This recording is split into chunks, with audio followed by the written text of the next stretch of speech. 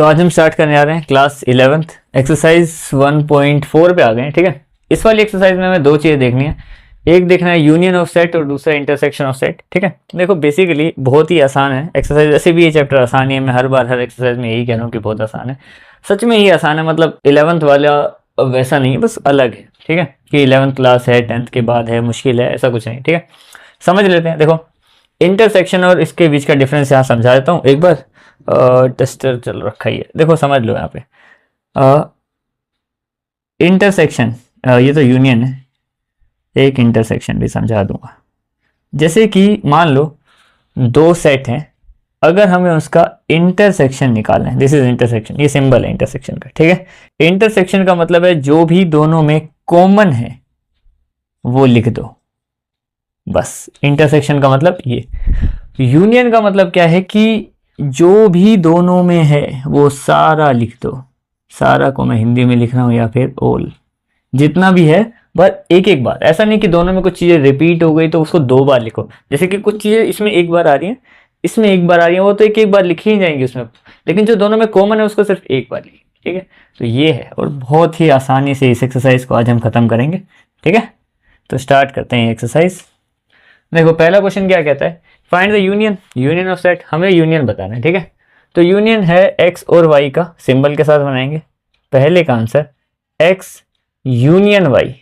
ठीक है, क्या बनेगा, जो दोनों में है वो सब लिखना है, वन लिखना है, एक ही बार लिखना है, क्योंकि जो दोनों में कॉमन है वो एक ही बार। टू भी है, इसमें है टू, थ्री इन दोनों में है, एक ही बार लिखेंगे। फोर है ही नहीं, फाइव। ये हो गया इसका यूनियन।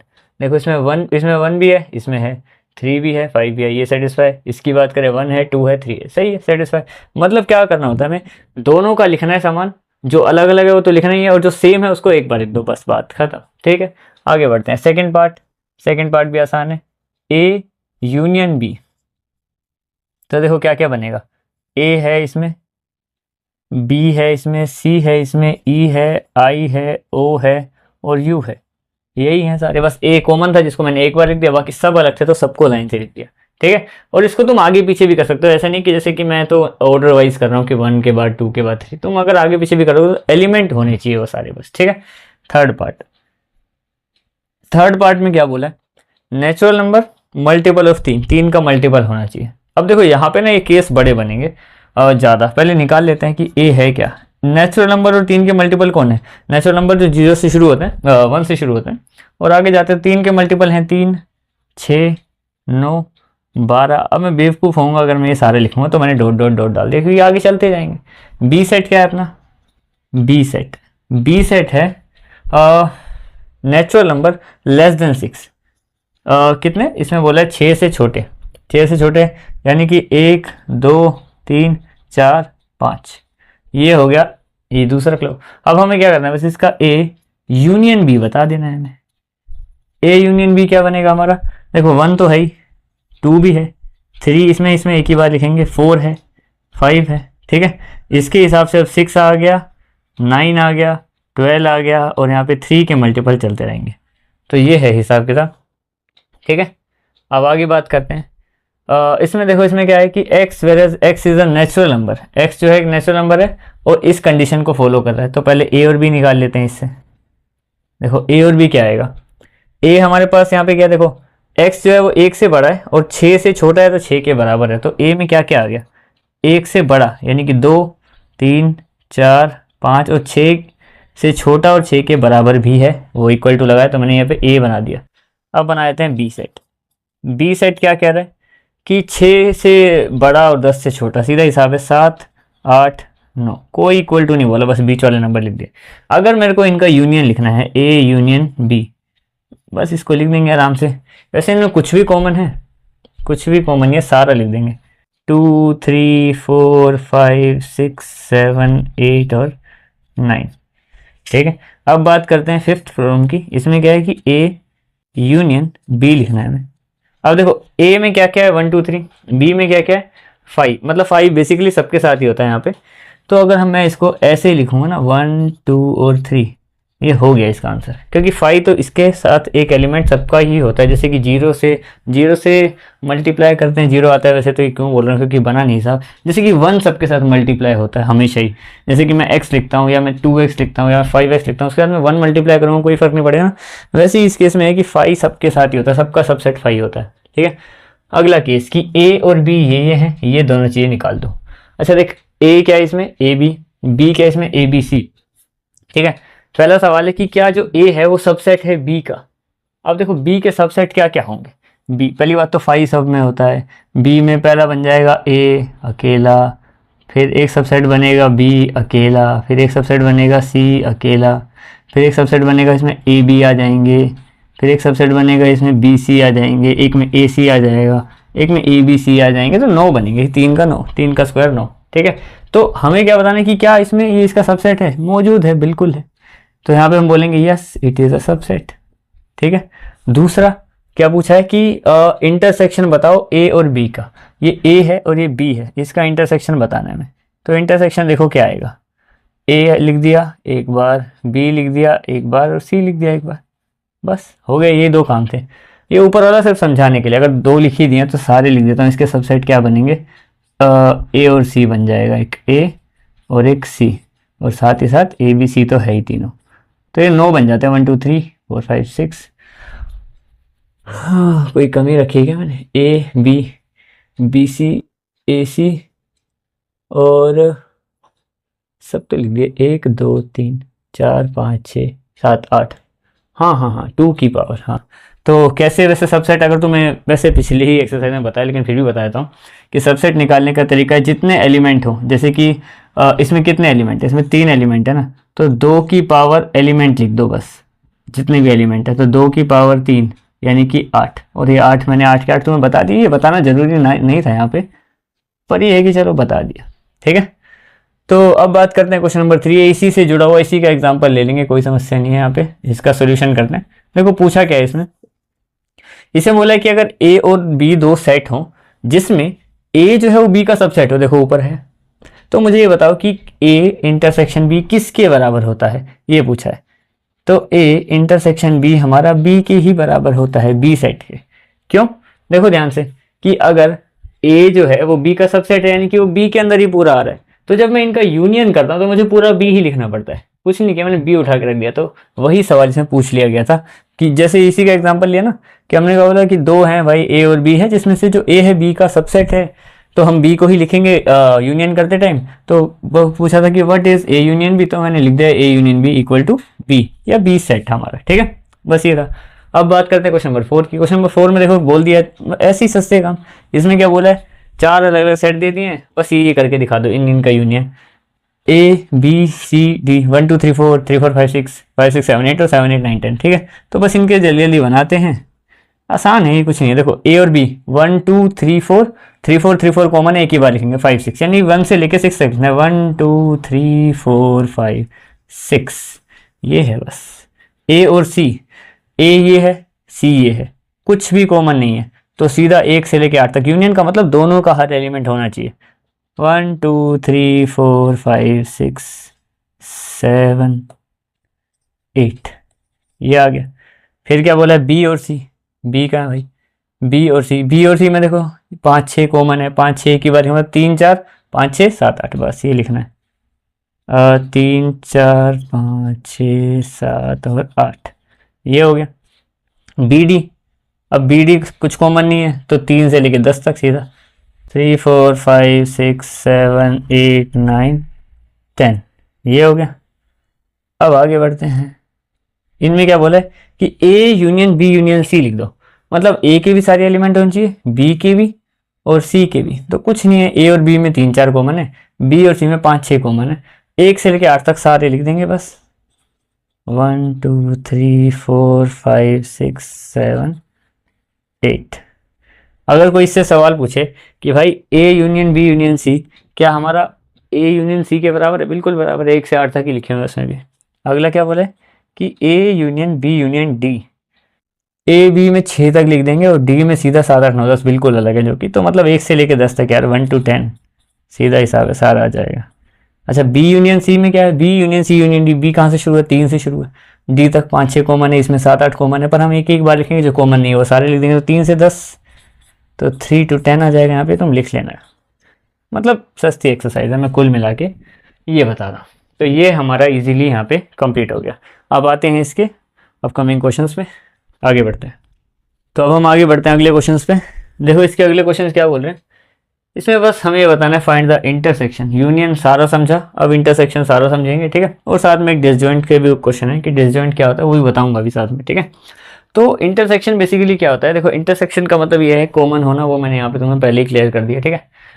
कुछ नहीं करना, सीधा सीधा आंसर देते रहेंगे। बढ़िया क्वेश्चन है, आसान क्वेश्चन है, तुम्हें पता ही है सारे, ठीक है। इंटरसेक्शन पहला क्वेश्चन है, हमें इंटरसेक्शन निकालना है। तो इंटरसेक्शन का सिंबल कैसे होता है, चलो यहाँ से आंसर लिख रहा हूँ। इंटरसेक्शन का सिंबल है ऐसा। अब मुझे ये बताओ कि इन दोनों में कॉमन क्या है। 1 और 3, 1 और 3, तो बात खत्म हो गई, सेट आ गया 1 और 3, ये आंसर। इन दोनों में कॉमन क्या है, ए इंटरसेक्शन बी, ए है और बस ए है, ये आ गया, ठीक है। तीसरा ए और बी, ए इंटरसेक्शन बी, कॉमन क्या है 3, सीधा हिसाब, उससे ज़्यादा कुछ कॉमन नहीं तो उससे आगे बात नहीं। ए इंटरसेक्शन बी, देखो कॉमन क्या है, है कुछ 2 से 6 तक नहीं, कुछ भी कॉमन नहीं है। या तो तुम ऐसा सिंबल लगा लो खाली, या तो फाई, ऐसे दोनों में से किसी भी तरीके से इसको दर्शा सकते हो, बता सकते हो। इन दोनों में क्या कॉमन है, ए 1 2 3 है, बी 5 है, तो जो ए इंटरसेक्शन बी है वो 5 आ जाएगा। क्यों, क्योंकि 5 तो दोनों में ही है, और जब सेम ना हो कुछ तो हम 5 लिखते हैं, ठीक है। या फिर तुम वो भी लिख सकते हो, ये वाला हिस्सा। तो ये हो गया। अब बात करते हैं, ए कुछ सेट दे रखा है, बी कुछ सेट दे रखा है, सी और डी ऐसे में दे रखे हैं। तो ये हमें ऐसे ऐसे सेट दे रखे हैं, हमें इनकी कंडीशंस के हिसाब से आंसर बताना है। बस इस बार थोड़े से बढ़ा दिए क्वेश्चन और थोड़े कॉम्प्लिकेटेड टाइप बनाने की कोशिश करिए, पर है तो सस्ते ही। पहला बोला है कि ए इंटरसेक्शन बी, जो दोनों में कॉमन है, ए और बी में कुछ कॉमन है, 7 9 11, 7 9 11, क्या कॉमन है भाई, 7 और 9 और 11 दोनों में आ रहा है। दूसरा बी इंटरसेक्शन सी, बी और सी में 11 और 13 कॉमन है, 11 और 13। इंटरसेक्शन की बात हो जाए ना, यहाँ पे वैसे मैंने लिखा नहीं है फाइंड, पर इंटरसेक्शन वाला ही चल रहा है हिसाब किताब, इंटरसेक्शन, ठीक है। ए सी और डी तीनों में क्या कॉमन है, ए में देखो, सी में देखो और डी में देखो। देखो सी में 15 है, ए में 15 नहीं है, 17 तो है ही नहीं, तो बात खत्म, कुछ है ही नहीं कॉमन, तो 5 आ गया। बात आ रही समझ में, जब तीनों में कोई एक चीज ना हो, जैसे 15 17 तो है ही नहीं, तो बात खत्म, 15 इन दोनों में है, उसके अलावा डी में कुछ मिलेगा नहीं। अगर मैं यहाँ से मान लो 11 उठा लूँ तो वो डी में नहीं है, तो बात यहाँ पे खत्म। ए इंटरसेक्शन सी, ए और सी में कुछ कॉमन, ए और सी में 11, बस 11 11 ही कॉमन है, ठीक है। बी और डी में कुछ कॉमन, बी और डी नथिंग। अब यहाँ से क्वेश्चन हुए बढ़िया। देखो एक क्वेश्चन, चलो पहले ये भी देख लेते हैं सस्ते वाला, 6 के से पहले 7th कर लेते हैं। ए और डी में कुछ कॉमन, कुछ भी कॉमन नहीं है, वो 11 पे खत्म है, 15 से शुरू है, ठीक है। अब देखो ये जो क्वेश्चन है ना, एक हम करेंगे सही से, बाकी में डायरेक्ट दिमाग लगाएंगे, ठीक है। देखो ए का कॉमन हिस्सा निकालना है, ए तो है ही हमारे सामने, बी का जो ये है क्या बोलते हैं, बी और सी का यूनियन निकालो पहले, बी और सी का यूनियन। बी और सी का यूनियन क्या होगा, बी और सी का यूनियन 9 7 11 13 15, 15 भी जुड़ जाएगा, क्योंकि बी और सी का यूनियन मतलब मिला के लिखेंगे, तो 7 भी आएगा, 9 भी आएगा, 11 एक बार, 13 एक बार, 15 एक बार, ठीक है। अब देखो इसके अंदर है 7 9 11 13 15, और ए के पास है अपना 3 5 7 9 11, ये है। हमें इनका कॉमन बताना है, 7 9 11, 7 9 11, बात खत्म। ऐसे दिमाग लगाना है। करने को तो स्टेप बाय स्टेप भी कर सकते हो तुम इसको, ऐसा नहीं है कि जैसे पहले ये लिख लिया, ए की वैल्यू यहाँ रख दी, ब्रैकेट में उनको करा, ब्रैकेट से ये आ गया, मैं डायरेक्ट बता रहा हूँ, ठीक है। आगे ए क्या है, ए है अपने पास 3 5 7 9 11, और बी और सी का यूनियन क्या आएगा, देखो बी और डी का, सी का तो कर लिया, हाँ बी और डी का यूनियन 7 9 11 13 15 17, 7 9 11 13 15 17, यूनियन का मतलब सारे। अब करो इनका इंटरसेक्शन, ए और इनके बी और डी के यूनियन का। अब इनमें कॉमन क्या है? 7 9 11, 7 9 11 सेम ही है। हाँ बस उसमें 17 एक्स्ट्रा आ गया बस, तो 7 9 11 ही है अपना हिसाब किताब, 7 9 और 11। ठीक है, कोई समस्या इसमें नहीं, आगे बढ़ते हैं। अब देखो ए और बी का इंटरसेक्शन क्या है? ए और बी का इंटरसेक्शन, ए और बी में कॉमन क्या है? इंटरसेक्शन का सिंबल है, कॉमन क्या है? 7 9 11 ही कॉमन है, यहाँ पे है अपने पास 7 9 11। ठीक है भाई, ये है इसका इंटरसेक्शन। बी और सी का यूनियन क्या है? यूनियन बी और सी, 7 9 11 13 15, 7 9 11 13 15। अब इन दोनों का आपस में करना है इंटरसेक्शन, सिंबल है ना पर देखो इनके बीच में इंटरसेक्शन लगा हुआ है ये वाला। तो इनमें कॉमन क्या है? अब देखो कॉमन क्या है इनमें? 7 9 11 ही है क्या सबका आंसर? क्योंकि इसमें भी 7 9 11 7 9 11 आ रहा है, तो इसका भी फाइनल आंसर 7 9 11 ही है। ठीक है, आगे बढ़ते हैं। अब ए और डी का देखो, ध्यान से देखना, ए और डी का क्या बोला इसमें? यूनियन। ए और डी में साथ में क्या क्या आ जाएंगे? 3 5 7 9 11 15 17, 3 5 7 9 11 15 17। हाँ ठीक है। बी और सी के यूनियन में क्या आएंगे? देखो बी और सी के यूनियन में क्या क्या आ गए? 7 9 11, अच्छा यहाँ पर हमने करा 7 9 11 13 15, तो 7 9 11 13 15। अब देखते हैं इसमें भी वही आएगा तो भाई दिमाग ही पक जाएगा, एक ही टाइप का आंसर आ रहा है कॉमन। 7 9 11, ठीक है, 7 9 11 13 15 नहीं, 15 ओ 15 भी आ गया, 15 भी आ गया, तो 15 भी है। ठीक है, 7 9 11 15। और कुछ है कोई कॉमन? नहीं है, तो यहाँ पे आ गया 7 9 11 15। ठीक है, अब बात करते हैं क्वेश्चन नंबर 7 की। इसमें क्या बोला है?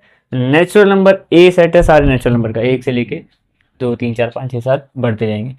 बी है सारे इवन नंबर 2 4 6 8 10। सी है सारे odd number 1 3 5 7 9। D prime number है 2 3 5 7 11, ऐसे ऐसे करके चलेगा। अब पहला पूछा है इंटरसेक्शन बताओ, ए सारे दुनिया के नेचुरल नंबर और बी दुनिया के सारे इवन नंबर। अब जब एक बात बताओ, देखो जब 1 2 3 4 चलेगा और 2 4 6 8 चलेगा, 1 2 3 4 में सारे नंबर हैं, 2 4 6 8 में एक छोड़ के एक नंबर है, तो इनका कॉमन क्या है? कॉमन तो वही है जो फिर ये है इवन नंबर, क्योंकि 2 उसमें भी है इसमें भी है, एक की बात ही नहीं करेंगे, 3 की भी बात नहीं करेंगे, 4 उसमें भी है इसमें भी है, तो इसका आंसर हमारे पास बी सेट ही आ जाएगा, क्योंकि जो इनका इंटरसेक्शन आएगा वो बी तो होगा। 2 4 6 8 10 उसमें से भी हम 1 3 5 7 को थोड़ा देखेंगे, कॉमन देखेंगे, तो कॉमन बी है पूरा। ए और सी में देखो, ए और सी ये पूरे नेचुरल नंबर, ये सारे ओड नंबर, ये 1 2 3 4 5 6 7 8 9 10 में 1 3 5 7। ठीक है, तो यहाँ पे भी अपना सी ही आ जाएगा, सी सेट, क्योंकि वही तो है जो कॉमन है। एक बार नहीं समझ में आ रहा तो देख लो, मैं ए और सी वाला बता रहा हूँ कि ए है अपना 1 2 3 4 5 6 7, सी है अपना 1 3 5 7। तो हम कॉमन देखें अगर, तो वो ये है, 7 के बाद 7 आ जाएगा। अगर मान लो आप मैं 7 लिखूं, ये 2 4 6 8 को तो देखेंगे नहीं, तो हमारा जो कॉमन आएगा वो सारा सी तो आएगा। 9 भी है तो नेचुरल नंबर में तो 9 भी है, नेचुरल नंबर तो सारे ही है। ठीक है, ए और डी का कॉमन देखो, ए क्या है? प्राकृतिक नंबर, और डी क्या है? प्राइम नंबर, तो इसका भी आंसर डी सेट है। सारे प्राइम नंबर जो जो होंगे वो ए में आते ही होंगे, तो कॉमन सारा डी सेट ही आ जाएगा। अब बात करते हैं बी और सी का इंटरसेक्शन। बी है इवन नंबर, सी है ओड नंबर। इवन नंबर में ओड नंबर नहीं आते और ओड नंबर में इवन नंबर नहीं आते, तो कुछ भी कॉमन नहीं। ठीक है, बी और डी का कॉमन इवन भी होना चाहिए, प्राइम भी होना चाहिए, बी और डी। ठीक है, ऐसा कोई नंबर ओनली 2 ऐसा नंबर है। अच्छा अगला ये बोल रहे हैं कि ओड भी होना चाहिए, प्राइम भी। 2 के अलावा तो सारी 3 5 7 11 13 17 ऐसे ऐसे करके जो ओड नंबर है सारे प्राइम वो आ गए यहाँ पे। ठीक है, अब बात करते हैं which of the following pair are disjoint, कि इनमें से कौन से सेट हैं जो डिसजॉइंट है। डिसजॉइंट कोई बहुत कॉम्प्लिकेटेड वर्ड नहीं है, कौन से ऐसे सेट हैं जो आपस में जुड़े ही नहीं, कुछ भी कॉमन नहीं हो तो उनको डिसजॉइंट सेट बोलते हैं। जिनका फाई आ जाता है वो डिसजॉइंट, ये ऊपर वाला भी डिसजॉइंट सेट था। ठीक है, बनी बात, कर देते सोल्व। तो हमें बस इतना बताना है डिसजॉइंट है या जॉइंट है। ठीक है, इसका मतलब क्या है? इसका मतलब है एक सेट है जिसमें 4 एलिमेंट है, 1 2 3 4। इसका मतलब क्या है? एक सेट है, बोला एक्स नेचुरल नंबर है, 4 से बड़ा और 4 के बराबर, 6 से छोटा और 6 के बराबर। तो 4 5 6 ही है इसके अंदर, तो कि 4 भी लेना है क्योंकि 4 के बराबर भी है, फिर 5 आ जाएगा क्योंकि x बड़ा भी है। 6 से छोटा ही होना चाहिए या तो 6 के बराबर। तो ये है, इनमें कॉमन क्या है? कॉमन है कुछ? कॉमन कॉमन कॉमन कॉमन 4 है, कॉमन 4 है, तो नॉट डिसजॉइंट, सीधा हिसाब। सेकंड पार्ट, कुछ कॉमन है? Yes, there is something common, not disjoint. आगे अगला है ओड नंबर। अरे ओड नंबर इवन नंबर, ये तो वही बात हो गई ना। यस डिसजॉइंट, क्योंकि कुछ भी कॉमन नहीं है, सीधा हिसाब। इजी एक्सरसाइज, इजी क्वेश्चन से भरी हुई। बस 4 क्वेश्चन और है, उनको निपटाएंगे और ये तुम्हारा चैप्टर नहीं एक्सरसाइज कंप्लीट हो जाएगी। ठीक है, आगे बढ़ते हैं। तो अब हम आते हैं इस एक्सरसाइज के आखिरी क्वेश्चन पे। ठीक है, देखो 4 क्वेश्चन है, बहुत ही ईजी है।